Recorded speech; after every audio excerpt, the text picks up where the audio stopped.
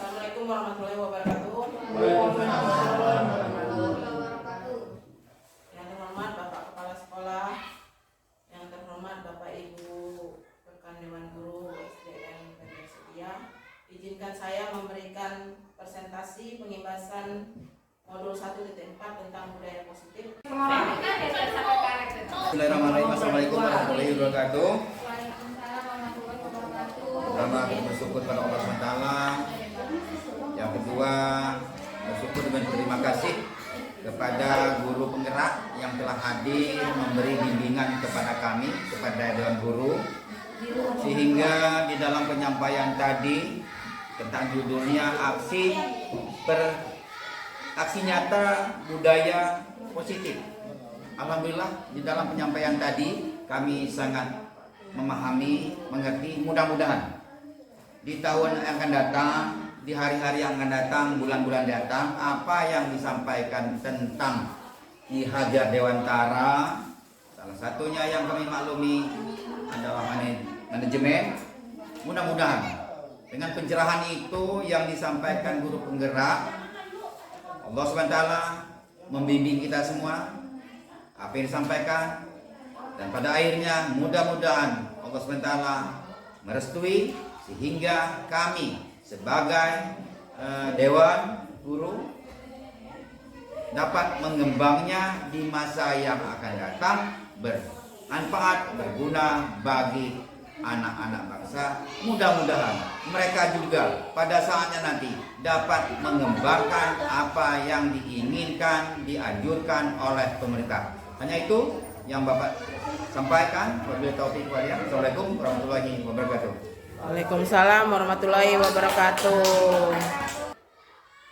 Di sini saya akan menjelaskan sedikit tentang latar belakang budaya positif, yang dimana menurut Ki Hajar Dewantara, guru itu pada kodratnya adalah menuntun, bukan menuntut. Menuntun di sini segala kodrat yang ada pada anak agar mereka dapat mencapai kebahagiaan setinggi-tingginya pada saat pembelajaran, sebagaimana manusia maupun sebagai anggota masyarakat. Oleh sebab itu, pendidik hanya dapat menuntun tumbuh kembangnya anak, menuntun sesuai dengan kodrat alam, kodrat zaman, agar anak dapat memperbaiki lakunya sesuai dengan karakternya. Dalam hal ini, guru dituntun tidak hanya sebagai posisi kontrol, sebagai penghukum, kemudian ada sebagai pemantau dan pembuat rasa bersalah.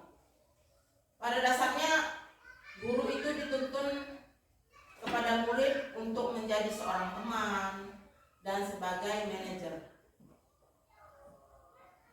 Pada kita temukan sebuah kasus anak datang terlambat, kita tidak bisa menjadi posisi kontrol sebagai penghukum. Kita telaah dulu anak itu terlambat karena apa. Kita selusuri dulu sebab akibat dia terlambat itu karena apa. Jadi kita rangkul, kita beri pemahaman, kita beri pendekatan, kita posisikan diri kita sebagai teman. Diberikan waktu bicara 4 mata, nak, kenapa terlambat? Kenapa bisa terlambat, nak? Ada masalah apa di rumah? Kemudian posisi kontrol sebagai manajer. Manajer itu dia memberikan penguatan kepada murid bahwa anak ini tidak boleh, nak, datang terlambat itu adalah sikap yang tidak baik. Diperbaiki anak, besok jangan lagi. Itu posisi manajer. Seperti sering kita temui bahwa selama ini kita sebagai guru adalah kerja kita hanya menuntut bahwa anak itu harus pintar, menuntut anak itu harus mengerjakan PR, menuntut anak itu harus paham materi. Padahal pada dasarnya anak itu tidak kita tekankan untuk pada materi itu. Anak itu misalnya dalam pembelajaran matematika, anak itu di posisi penjumlahan. Kita tidak menonton pada materi. Jadi penjumlahan tidak apa-apa, seminggu itu penjumlahan. Nggak apa-apa. Yang penting anak itu paham dulu apa sih penjumlahan itu. Kemudian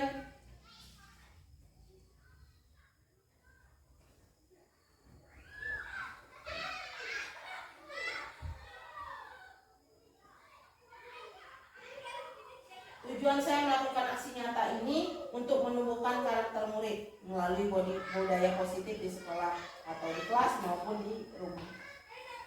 Jadi anak itu punya sikap tanggung jawab terhadap apa yang sudah dilakukannya.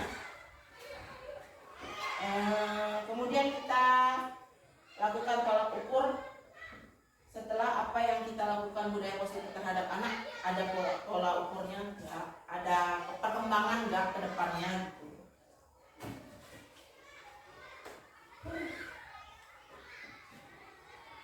Dalam pelaksanaan aksi nyata, anak itu kita seperti peraturan kelas, keyakinan kelas. Jadi kita ajak anak itu melakukan aksi nyata. Kita buat peraturan lah. Tapi peraturan sekarang dibuatnya seperti aksi keyakinan kelas. Keyakinan kelas.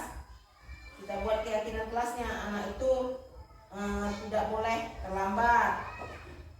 Tidak boleh tidak mengerjakan PR. Jadi budaya positifnya kenakan anak.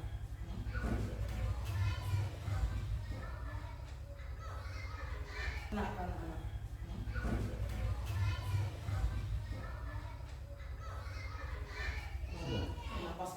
Yo, tegak kok, speaking.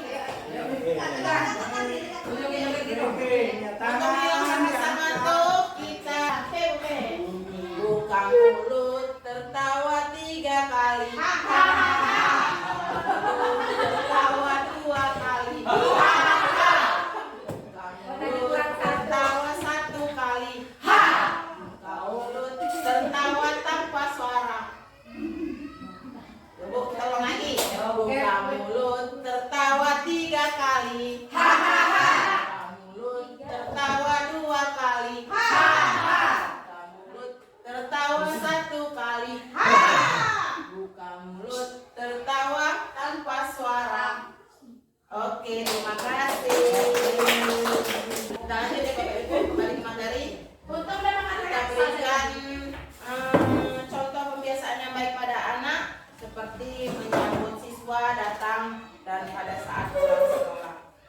Seperti di depan gerbang dengan melakukan pengecekan kelengkapan dan kerapian peserta didik. Seperti hari Senin, selesai upacara kita periksa kuku, periksa kelengkapan anak, agar anak itu bisa menerapkan di kemudian hari bahwa budaya positif itu baik. Dan kemudian di kelas kita terapkan budaya positif dengan doa.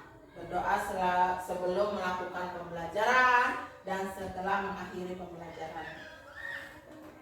Berdoa sebelum memulai dan mengakhiri pembelajaran fungsinya meningkatkan bahwa ada Tuhan Sang Pencipta alam. Gerakan literasi sekolah itu seperti membaca doa 15 menit sebelum pembelajaran, fungsinya melatih siswa cinta membaca, sebab membaca adalah jendela ilmu. Kemudian bisa juga setelah doa kita menyanyikan lagu wajib nasional sebelum memulai pembelajaran untuk mengenalkan peserta didik bahwa Indonesia kaya akan suku dan adat budaya bangsa. Kemudian dengan menyanyikan lagu nasional, siswa diharapkan mampu memiliki nilai profil pelajar Pancasila yang berdimensi berkebinekaan tunggal.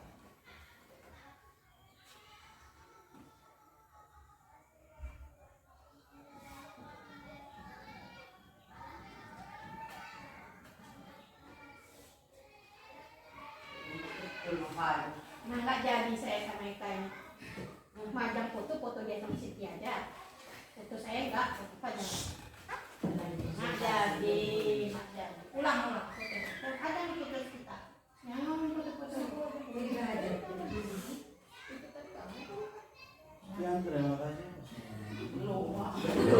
Mau kira saya juga.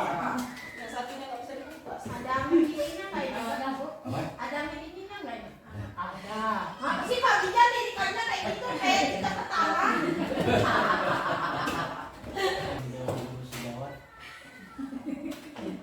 Materi kita pada pagi hari ini. Kalau ada cerita di situ, tanya jawab, biar agak main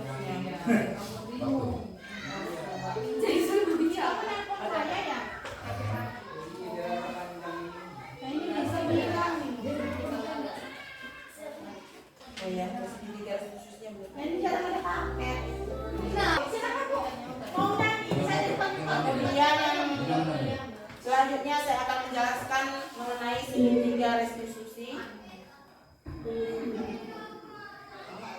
Bebas.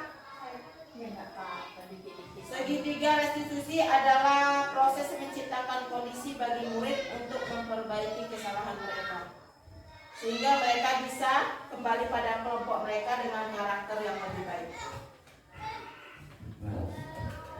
Restitusi juga merupakan proses kolaborasi yang mengajarkan murid untuk mencari solusi untuk masalah mereka dan membantu murid berpikir tentang orang seperti apa yang mereka inginkan dan bagaimana mereka harus memperlakukan orang lain.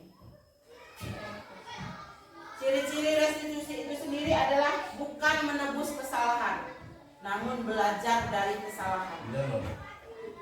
Kemudian memperbaiki hubungan, memberikan tawaran bukan paksaan. Seperti memberikan tawaran bukan paksaan itu, nak besok kerjain tugas ya, jangan nak besok tugasnya harus selesai. Itu tawaran bukan paksaan.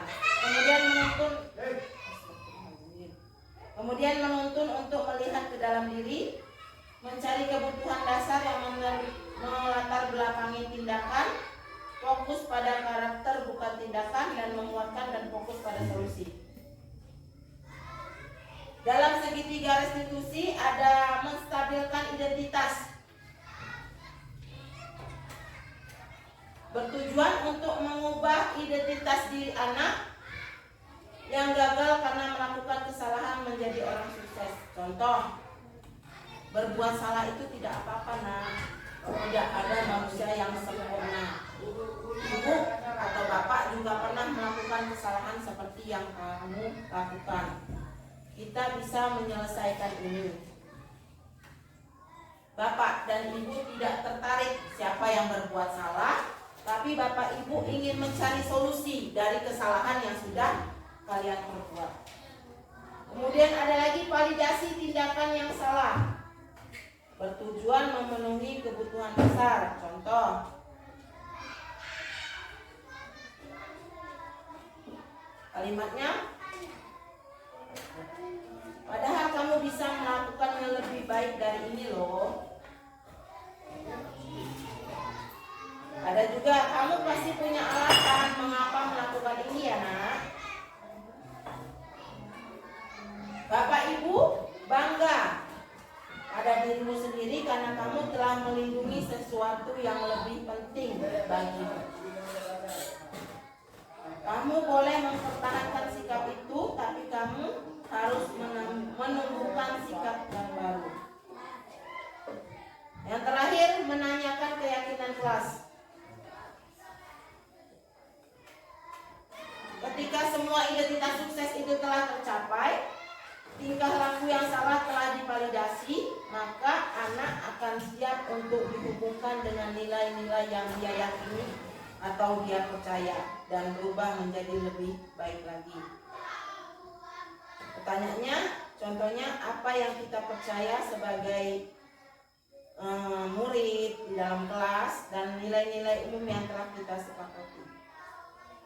Setelah penyampaian materi ini, mungkin ada bapak ibu yang ingin bertanya mengenai budaya positif yang sudah saya sampaikan barusan. Sudah cukup. Tidak itu cukup itu. Jelas. Enggak mereka, Bu Tika, Bu Devi ingin menanyakan jelas. Karena mau Ya ibu, nanya nggak? ya manajer itu tadi berarti udah kayak perusahaan ya. kita ini. Ada istilah manajer. Ya Pak, manajer itu bukan hanya di perusahaan. Manajer itu artinya merangkul anak. Jadi anak buat kesalahan, ditanya dulu anak itu buat kesalahan kenapa dia terlambat, misalnya entah dia membantu Orang tua. di sini notabene petani, orang tuanya ngarit, cari rumput untuk hewan ternaknya gitu. Jelas Jelas tadi Pak manajer Mandi. tadi bos di kantor. Jelas Pak Mandi. Ya, jelas ya, Pak. Mungkin itu saja yang dapat saya sampaikan pada presentasi saya aksi nyata budaya positif. Lebih dan kurangnya saya mohon maaf, kepada Allah saya mohon ampun. Wabillahi